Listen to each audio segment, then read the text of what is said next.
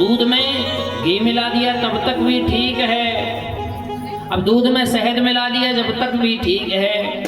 अब मानसिक पूजन चल रही है, पंचामृत बना रहे हैं आखिर लाल जी। अब कहते हैं पंचामृत में शक्कर की कमी रह गई। अब शक्कर, थोड़ी सी शक्कर डालनी थी पर क्या करें, चम्मच उठ गई बड़ी, जो बड़ी चम्मच डली रहती है ना शक्कर के डिब्बे में, वो बड़ी चम्मच मिल गई। उसी से लेकर के एक चम्मच डालने का प्रयास किया पर ज्यादा गिर गई। अब ज्यादा गिर गई तो आखेट लाल जी के मन में बड़ा दुख हुआ, कहा आज की पूजन में तो शक्कर ज्यादा लग गई, ये शक्कर तो 2 दिन और काम आती। अब बताओ साहब, मानसिक पूजन करते हो फिर भी आप में इतनी कंजूसी। तो भगवान कहते हैं अरे मन से ही तो गिरी, अरे प्रभु मन से ही तो गिरी है, लेकिन ये 2 दिन तक और काम आती, इतनी ज्यादा गिर गई।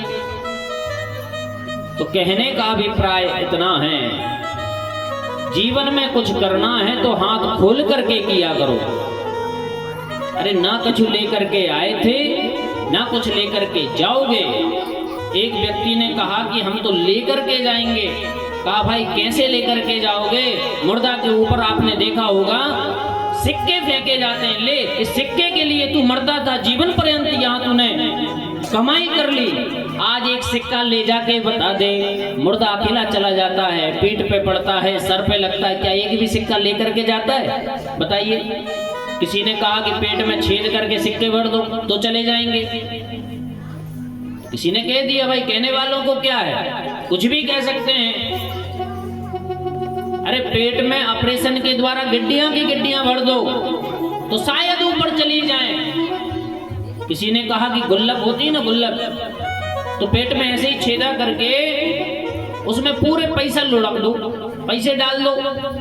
अब जब पैसा डाल दोगे तो कहीं जलाया जाएगा उसको, तो वही पैसा पूरे जहां अपन जलाते हैं शमशान में, वह पैसा 1-1 रुपया वहां मिल जाएगा। आपने एक बार विचार किया, हम लोगों का ऑपरेशन होता है कि नहीं होता? कई लोग टांग का ऑपरेशन करते हैं, हाथ का ऑपरेशन हो जाए, सर का ऑपरेशन हो जाए, पेट का ऑपरेशन हो जाए, न जाने ऑपरेशन बहुत होते हैं। किसी का हाथ टूट गया, ऐसा हो गया। अब ऐसा नहीं हो रहा है तो राड लगा करके ऑपरेशन कर देते हैं, सीधा रहे कर देते हैं ना। ऑपरेशन हो गया साहब, बाहर से पर राड नहीं दिखती हमको कि अंदर राड डली है, दिखती हमको नहीं दिखती।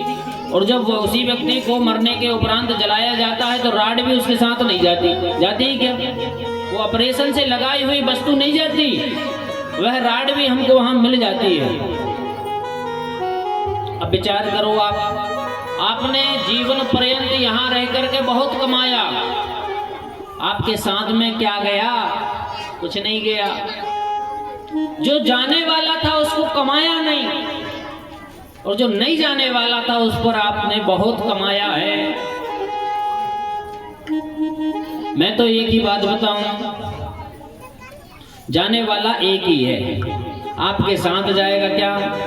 जैसे कथा सुन रहे हो ना, ओ हरि कथा सुनाने वाले, हरि की कथा सुन रहे हो, ओ हरि नाम बताने वाले, तुमको लाखों प्रणाम, तुमको लाखों प्रणाम।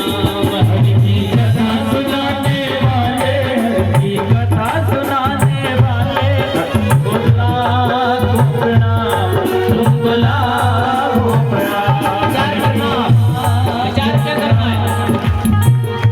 आपके साथ में क्या जाएगा? जिसने हरि का नाम बताया हो, जिसने हरि का नाम स्मरण कराया हो, जिसने हरि का कीर्तन करना सिखा दिया हो, वह तो आपके साथ परलोक तक जाएगा, और धन कमाया हुआ 1 रुपया नहीं जाएगा। इसलिए तो हरि का कथा बताने वाले, कथा बताने वाले, तुमको लाखों प्रणाम, तुमको लाखों प्रणाम, तुमको लाखों प्रणाम, तुमको लाखों प्रणाम। हरि बोल। काली की सेवा करते हो, यही है सब कुछ, यही जाएगा परलोक।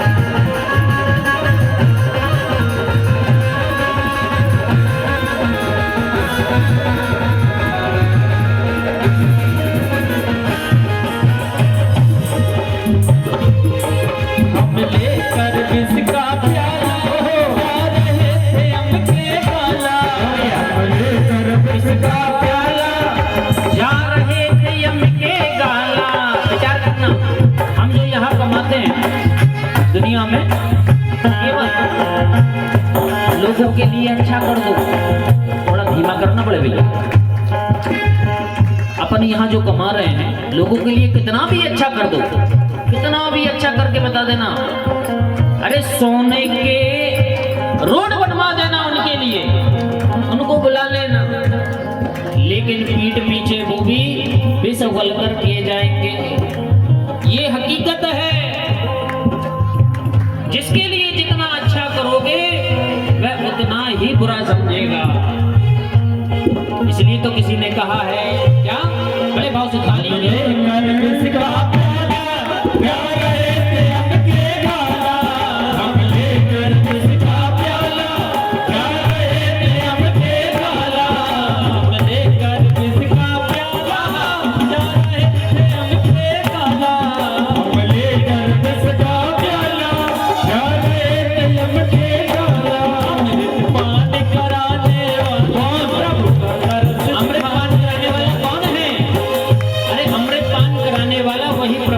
सद्बुद्धि प्रदान की है।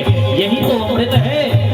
परीक्षित को श्राप लगा था तो भागवत रूपी अमृत पिया था, और आज मार्केट में भगवान ने युधिष्ठिर के माध्यम से नर्मदा का अमृत हम सबको पान कराया है। अमृत पान कराने वाले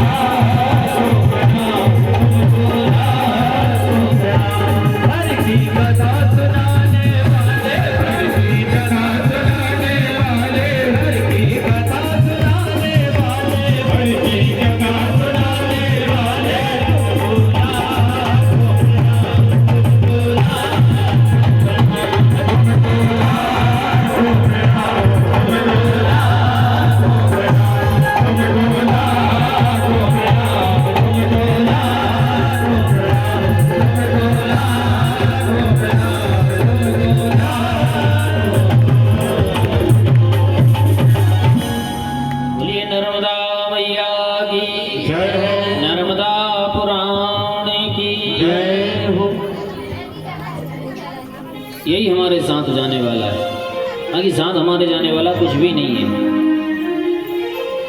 तो मैं निवेदन करूं आपसे, जो साथ में जाएगा उसका उपाय करो। भाई जीविका चलाने के लिए ये कार्य भी करना आवश्यक है।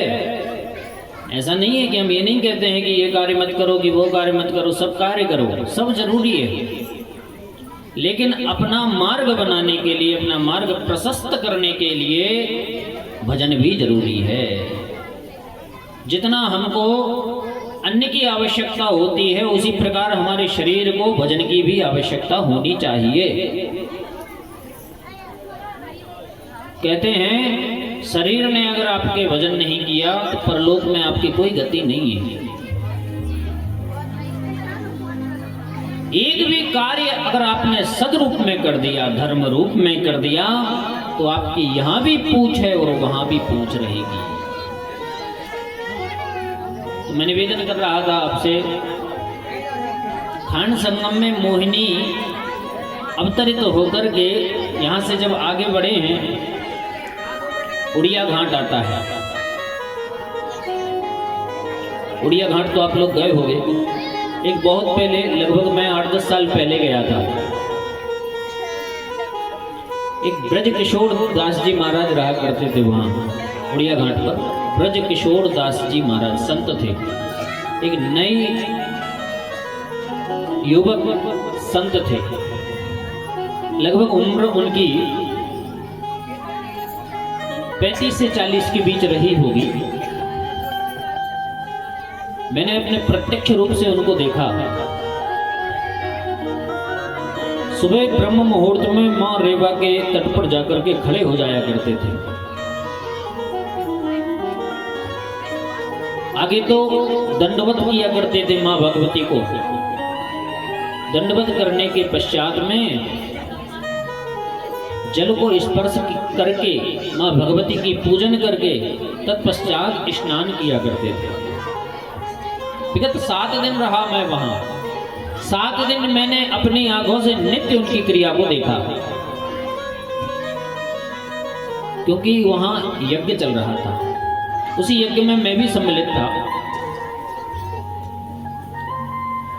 परम आदरणीय पूज्यपाद गुरुदेव श्री ब्रज किशोर दास जी महाराज, मैंने 7 दिन में एक भी दिन ये नहीं देखा कि कोई सामान लेने के लिए उदयपुरा गया हो, या कोई आसपास ऐसा कोई कस्बा हो जो बाजार जहां लगते हो वहां से कोई सामान लेने गया हो। 7 दिन मैं वहां रहा, मैंने एक भी दिन नहीं देखा कि सब्जी आ रही है, कि तेल के कुप्पे आ रहे हैं, कि शक्कर आ रही है, क्या आ रहा है। मैंने एक भी दिन नहीं देखा।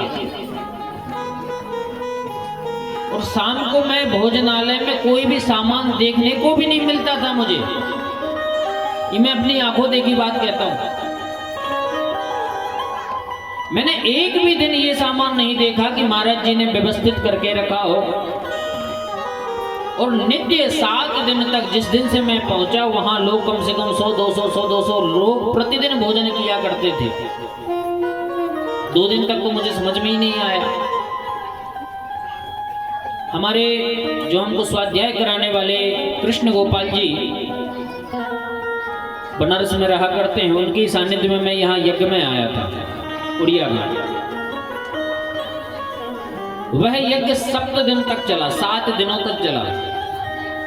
और महाराज जी की व्यवस्था पता नहीं, मां रेवा की ऐसी कृपा थी, जो कुछ चाहिए महाराज जी की कुटी में जाओ। और इतनी बड़ी कुटी, कच्ची कुटी जो कुसा से पाट करके बनती है, उसी में महाराज जी रहा करते थे। शक्कर की बोरी उसी कुटी में से उठा लाओ, तेल का कुप्पा उसी कुटी में से ले आओ। और 4 लोग बैठे हैं वहां। और महाराज जी ने अगर कुछ निकाल करके दे दिया कि लो सबको बांट दो, महाराज जी ने थोड़ा सा भी प्रसाद अगर निकाल करके दिया है कि सबको बांट दो, वहां 100 आदमी हो तब भी वह जो प्रसाद है वह खत्म नहीं होता था। 200 आ जाए, 400 आ जाए, 1000 आ जाए, पर कभी पूरा नहीं हुआ।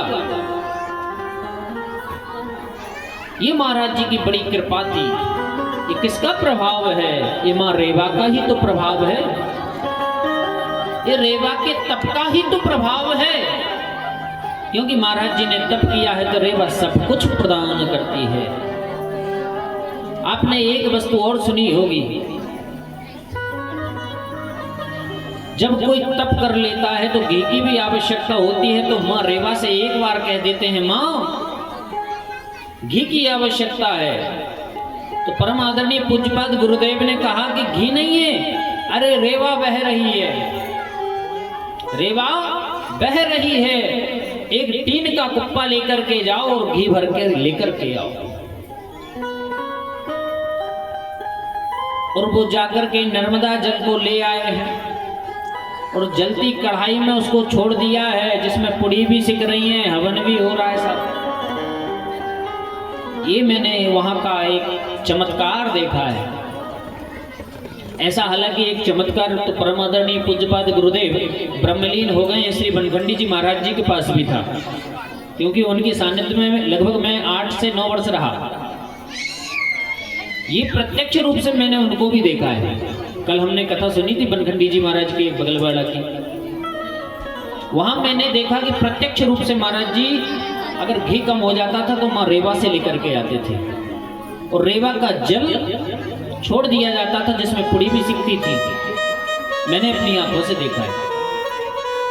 तत्पश्चात महाराज जी कहते थे अगर रेवा से 2 पीपा लेकर के आए हो तो 2.5 पीपा छोड़ करके भी आना है। ये मैंने देखा है, मैंने छोड़ा है। बनखंडी जी महाराज की बात कह रहा हूँ। शायद आप बनखंडी जी को सभी लोग प्राय जानते ही होंगे। उनके शिष्य अभिरामदास जी, जिनको रामदास के नाम से जाना जाता है, रामदास आते हैं, अभी भी आते हैं। एक जीप लेकर के आते हैं, उसमें ट्राली लगा ली इतनी बड़ी, जैसे बच्चे नहीं खेलते हैं उतनी बड़ी ट्राली लगा करके लेके आते हैं। तो जब पीपा में घी बुलवाते थे महाराज जी तो नर्मदा मैया में छुड़वा दिया करते थे। कितनी बड़ी कृपा है। तो मैंने निवेदन कर रहा था आपसे उड़िया घाट का।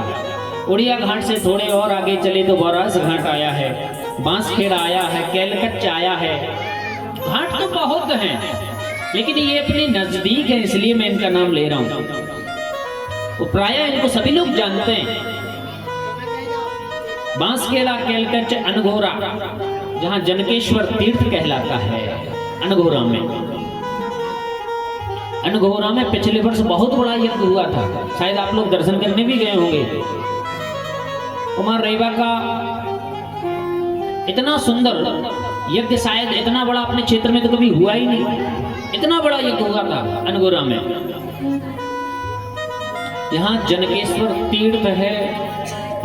कहते हैं जगत जननी माँ सीता जानकी जी के पिताजी ने यहाँ रह करके बहुत सारे यज्ञ किए हैं जनकेश्वर तीर्थ में। अर्थात जनक जी महाराज ने, जनक जी यहाँ के तो है नहीं है, कहाँ के, कहा मिथिलापुरी के